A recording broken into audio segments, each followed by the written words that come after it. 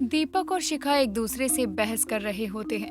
दोनों एक शादीशुदा जोड़े थे जिनकी हाल ही में शादी हुई थी। दीपक शिखा से बोलता है। जब मैंने तुमसे प्यार किया था तब मुझे नहीं पता था तुम ऐसी होगी। अगर मुझे पता होता कि तुम ऐसे निकलोगी तो मैं तुमसे कभी प्यार नहीं करता और ना ही कभी शादी करता। मेरी तो किस्मत ही खराब हो गई है। हाँ, मेरी भी तो किस्मत फूट गई थी जो मैंने तुमसे शादी की। अरे तुम शादी करने लायक तो क्या, प्यार से बात करने लायक नहीं हो। वो तो मैं बस अपने माँ और पापा की वजह से रुकी हूँ, वरना तो कोई बात नहीं, बस ये ट्रिप खत्म हो जाए फिर तो हम अलग अलग हो जाएंगे ना। क्यों, सही बोल रहा हूँ ना मैं? इसी बात की तो मुझे ज्यादा खुशी है कि मुझे अब तुम्हें और ज्यादा नहीं झेलना पड़ेगा। मुझे भी बस इसी बात की सबसे ज्यादा खुशी है कि अब कुछ दिन ही हम दोनों साथ में रहेंगे, उसके बाद हम दोनों अलग हो जाएंगे। जैसे ही ये ट्रिप खत्म हम दोनों की जिंदगी के रास्ते अलग अलग हो जाएंगे। तुम अपने रास्ते और मैं अपने रास्ते। लेकिन तुम मेरा इस ट्रिप में और दिमाग मत खराब करो। मैं भी तुमसे यही बोलने वाली थी कि ये ट्रिप हमारी साथ में आखिरी ट्रिप है, तो प्लीज इसे खराब मत करना। घूमने जहाँ भी जा रहे हैं मुझे अपना अलग एंजॉय करने देना, ठीक है ना? शिखा और दीपक इतना बोलकर वहाँ से चले जाते हैं। दोनों शहर में नए थे और एक टूरिस्ट गाइड ही उन्हें सारी जगह घुमा रहा था, सभी जगह के बारे में बता रहा था। काफी जगह घूमने के बाद शिखा, दीपक और टूरिस्ट गाइड एक हवेली पर पहुँचते हैं, जो कि बहुत बड़ी और शानदार हवेली थी। उसे देखकर शिखा कहती है, भाई साहब, ये हवेली किसकी है और इतनी बड़ी हवेली? इसके पीछे की कोई कहानी है क्या? मैडम जी, कहानी नहीं, प्रेम कहानी बोलो। इसके पीछे प्रेम से जुड़ी एक कहानी है, जो एक दूसरे से बहुत ज्यादा प्यार करते थे और हमेशा एक साथ रहना चाहते थे, लेकिन विधि के विधान के आगे किसी की नहीं चलती है। विधि के विधान के आगे क्या मतलब है आपका? आप हमें पूरी कहानी सुनाओ ना। मैं कहानी सुना तो दूं, लेकिन ये कहानी कोई आम कहानी नहीं है, बहुत ही ज्यादा इमोशनल है। ये कहानी आज भी किसी को बताता हूँ तो उसे सच्चे प्यार की कीमत समझ आती है।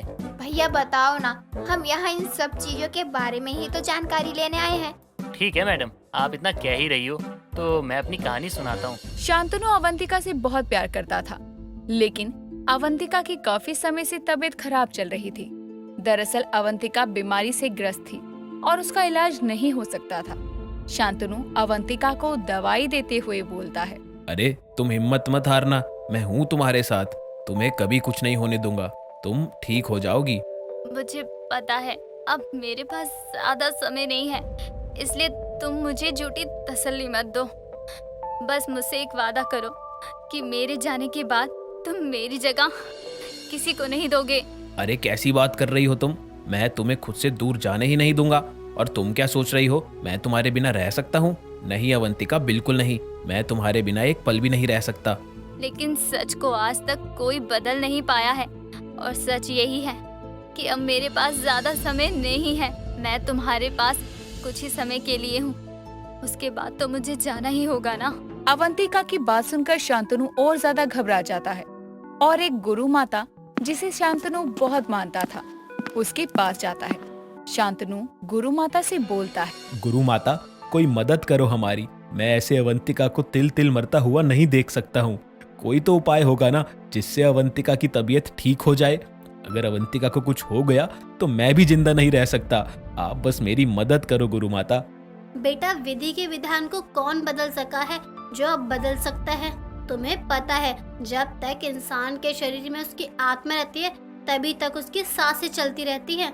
हाँ तो आप बताओ ना, मैं ऐसा क्या करूं कि अवंतिका के शरीर से उसकी आत्मा कभी निकले ही ना? बेटा, आत्मा को काबू करना बहुत ही मुश्किल होता है, वो ऐसे ही किसी के काबू में नहीं होती। मैं अपनी अवंतिका की जान बचाने के लिए अपने ऊपर लाखों खतरे ले सकता हूँ, लेकिन अवंतिका को खोने का डर मुझे जीने नहीं देगा। आप मुझे बताओ कि मैं क्या करूं? तुम्हारा इतना प्यार देख के मैं तुम्हें एक उपाय बता रही हूँ। तुम एक शीशे का घर बनवाओ जिसमें मैं अपनी शक्तियों से अवंतिका की आत्मा को रख दूंगी। लेकिन एक बात का ध्यान रहे, अवंतिका के शरीर से तब तक उसकी जान नहीं जा सकती जब तक उसकी आत्मा शीशे के घर में रहेगी। लेकिन उसकी तबीयत में सुधार लाने की कोई जिम्मेदारी मेरी नहीं है। ठीक है, मैं शीशे का घर बनवाता हूँ। आप बस कैसे भी करके मेरी अवंतिका को जीवित रखने का इंतजाम करें। मैं अवंतिका की दवाइयों से उसकी हालत में सुधार लाऊंगा और इस विधि के विधान को बदल के रहूंगा। बेटा, आज तक जिसने भी विधि के विधान को बदलने की कोशिश की है वो नाकामयाब ही रहा है, लेकिन तुम्हारा प्रेम क्या पता तुम्हें सफलता दिलाए। गुरु माता की बात सुनकर शांतनु अवंतिका की आत्मा के रहने के लिए शीशे का घर बनवाता है। गुरु माता की मदद से अवंतिका की आत्मा को शीशे के घर में रहने पर मजबूर कर देता है, लेकिन अब भी अवंतिका की हालत में सुधार नहीं था। दवाई का कोई असर नहीं हो रहा था। अब अवंतिका की ऐसी हालत हो गई थी कि ना वो मर सकती थी और ना ही जिंदा रहने की उसकी इच्छा थी। कुछ दिनों बाद अवंतिका की हालत बहुत खराब हो जाती है। उसकी सांसें बहुत धीरे चलने लगती है। अवंतिका शांतनु से बोलती है, तुमने मेरी आत्मा को शीशे के घर में कैद तो कर दिया, लेकिन अब मैं हमेशा ऐसी ही तड़पती रहूंगी क्या? शांतनु, मेरा काल नजदीक आ गया है, तुम मुझे जाने दो। तुम क्यों हार मान रही हो अवंतिका? मैं तुम्हारे पास हूँ, मैं तुम्हें कुछ नहीं होने दूंगा। शांतनु अवंतिका को समझा रहा होता है। तभी सामने रखे शीशे के घर से भी काफी आवाजें आने लगती है। शांतनु लेकिन फिर भी अपने प्यार के हाथों मजबूर था। शांतनु बस अपने साथ अवंतिका को रखना चाहता था। कुछ दिनों बाद शांतनु शीशे के घर को लेकर गुरु माता के पास जा रहा था कि तभी उसके हाथों से वो शीशे का घर टूट जाता है, और जैसे ही शीशे का घर टूटता है तुरंत अवंतिका की जान चली जाती है। शांतनु भागते हुए अवंतिका के पास आता है और रोते हुए बोलता है, अवंतिका, तुम मुझे ऐसे छोड़कर नहीं जा सकती। मैं तुम्हारे बिना अब क्या करूंगा? मैं नहीं रह सकता हूँ अब तुम्हारे बिना। जहाँ तुम हो मैं भी वहाँ आ रहा हूँ तुम्हारे पास। अवंतिका की मृत्यु के बाद शांतनु भी अपनी जान दे देता है, और शांतनु ने जो घर बनाया था अवंतिका के लिए, उसके टूट जाने के बाद लोगों ने उसे दोबारा बनाया ताकि उन्हें याद रखा जा सके। टूरिस्ट गाइड की कहानी सुनकर दोनों की आंखों में आंसू आ जाते हैं। फिर वो दोनों शीशे के घर को देखने के लिए जाते हैं। जैसे ही शीशे के घर के पास पहुंचते हैं, दीपक शिखा से बोलता है, शिखा, मुझे माफ कर दो। मैंने तुमसे प्यार भी किया, शादी भी अपनी मर्जी से की थी। हम दोनों को पता नहीं था कि किस गुस्से की वजह से हम अपना रिश्ता चला रहे हैं। मुझे माफ कर दो। मैं तुमसे अलग नहीं रह सकता हूँ। मैं तुमसे सच में बहुत प्यार करता हूँ और सारी जिंदगी तुम्हारे ही साथ बिताना चाहता हूँ। मुझे भी माफ कर दो। मैंने भी बिना बात के तुम पे इतना गुस्सा किया। आज अवंतिका और शांतनु की प्यार की कहानी सुनकर मुझे प्यार का असली मतलब समझ आया।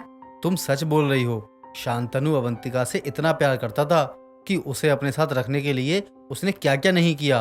और एक हम हैं जिन्हें अपना प्यार मिल गया, लेकिन उसके बाद तो कोई कदर ही नहीं है। दोनों एक दूसरे को समझ ही नहीं पाए। अवंतिका भी तो शांतनु के साथ रहने के लिए कितने दर्द सह रही थी, और जैसे ही अवंतिका की डेथ हुई उसी वक्त शांतनु की भी डेथ हो गई। अब से हम कभी भी अलग होने की बात नहीं करेंगे। जो भी होगा, जैसा भी होगा, साथ मिलकर संभाल लेंगे। एक दूसरे की कमियां निकालने से ज्यादा हम एक दूसरे की कमियां पूरा करेंगे। दोनों की बातें सुनकर टूरिस्ट गाइड बोलता है, मैडम, प्यार में बहुत ताकत होती है, वरना ऐसे ही कोई अपनी प्रेमिका की आत्मा को कैद करने के लिए शीशे का घर नहीं बनाता। और आज ये दोनों हर प्यार करने वालों के लिए एक मिसाल बन चुके हैं।